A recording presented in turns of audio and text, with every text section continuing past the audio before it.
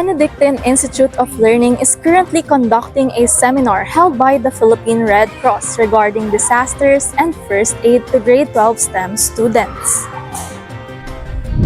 Topics such as types of disaster, basic protocol, ethical considerations, fire safety, and fire triangle are being discussed at the BIL Gymnasium by the Red Cross instructor, James Patrick de los Santos.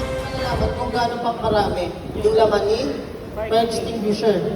Ito po, ang pinaka-normal niya po ay yung kulay green. Pag kulay green pa siya, ayan, normal yung laman niya, hindi sobrang dami, hindi sobrang kaunti.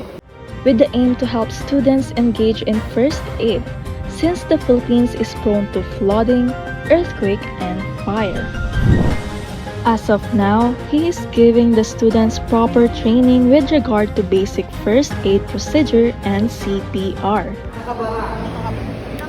Pag walang nakabara sa daluyan ng hangin ng pasyente, check natin yung breathing. Kung humihinga ba, using LLM technique. Look, listen, and feel. Look, tingin sa dibdib. Kung umaangat yung chest ni patient.